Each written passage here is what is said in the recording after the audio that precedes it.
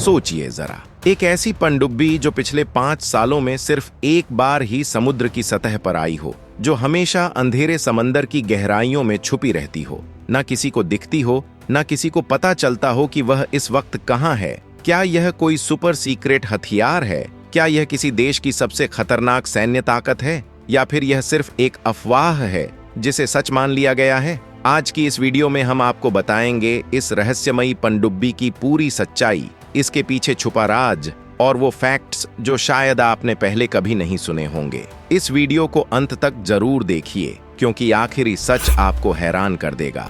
इसी तरह की और रहस्यमयी जानकारी प्राप्त करने के लिए हमारे चैनल ट्रू हिस्ट्री को आज ही सब्सक्राइब करें और बेल आइकॉन को प्रेस करें।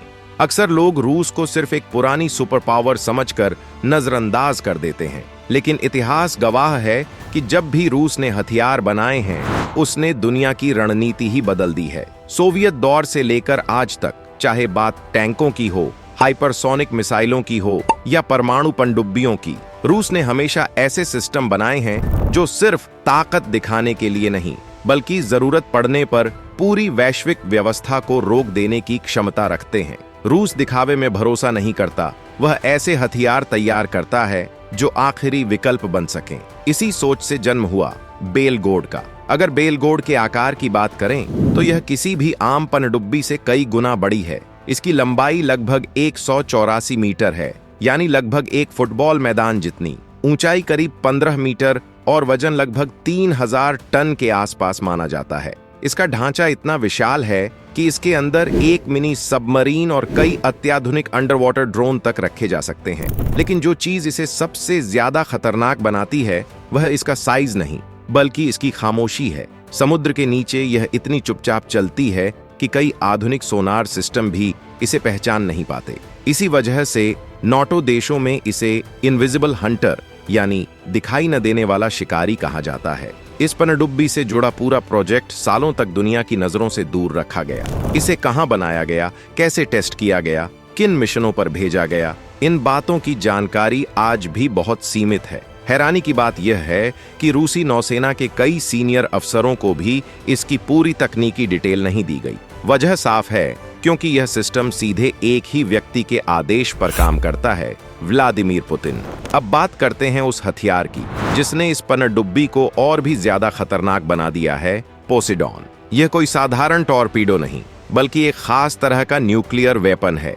इसकी अनुमानित रेंज करीब 10,000 किलोमीटर तक बताई जाती है। यह समुद्र की लगभग 1000 मीटर गहराई तक जाकर ऑपरेट कर सकता है और पानी के अंदर इसकी गति करीब 70 किलोमीटर प्रति घंटा तक पहुंच सकती है। परमाणु ऊर्जा से चलने की वजह से यह महीनों तक बिना सतह पर आए समुद्र में छुपा रह सकता है। सबसे ज्यादा डराने वाली बात यह है कि पोसेडॉन को लॉन्च करने का फैसला भी सिर्फ एक ही व्यक्ति ले सकता है, व्लादिमीर पुतिन। यानी इस हथियार का कंट्रोल पूरी तरह से केंद्र में रखा गया है। जब यह हमला करता है तो इसका विस्फोट जमीन पर नहीं, बल्कि समुद्र के अंदर होता है। इस अंडरवाटर न्यूक्लियर ब्लास्ट से इतनी जबरदस्त ऊर्जा निकलती है कि आसपास के समुद्री इलाकों में विशाल लहरें पैदा हो सकती हैं, जो तटीय शहरों को भारी नुकसान पहुंचा सकती हैं। डिफेंस एक्सपर्ट्स के अनुसार अगर कभी पोसेडॉन को पूरी ताकत से इस्तेमाल किया गया तो इससे करीब 300 फीट तक ऊंची समुद्री लहरें उठ सकती हैं, जो न्यूयॉर्क, लंदन और टोक्यो जैसे शहरों को भारी नुकसान पहुंचा सकती हैं। विस्फोट के बाद जहरीला पानी, मिट्टी और गैसें फैल सकती हैं, जिससे इलाके सालों तक रहने लायक नहीं रहेंगे। इसी कारण इसे डूम्सडे वेपन कहा जाता है। इसके अलावा दुनिया का करीब 90% इंटरनेट समुद्र के नीचे बिछी केबल्स पर निर्भर है।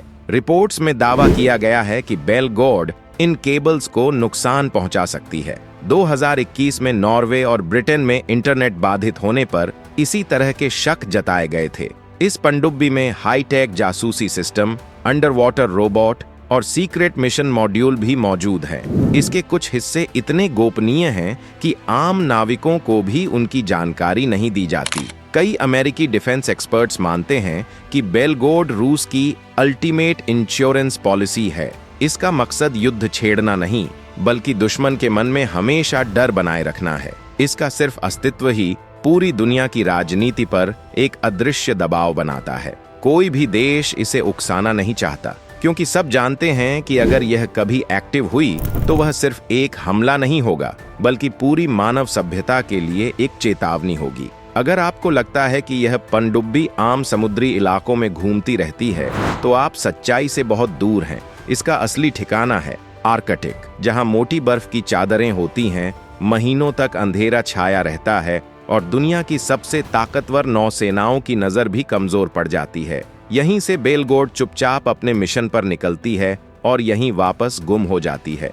आर्कटिक को इसलिए चुना गया है क्योंकि यहाँ सैटेलाइट्स और रडार सिस्टम भी कई बार सही जानकारी नहीं दे पाते। ज्यादातर युद्धों में दुश्मन को कम से कम यह अंदाजा हो जाता है कि हमला शुरू हो चुका है। मिसाइल अलर्ट बजते हैं, रडार चेतावनी देता है, सायरन बजते हैं, लेकिन बेलगोर्ड की रणनीति बिल्कुल अलग है। यहाँ न कोई शुरुआती चेतावनी होती है, न कोई अलार्म, न कोई मौका कि दुश्मन संभल सके।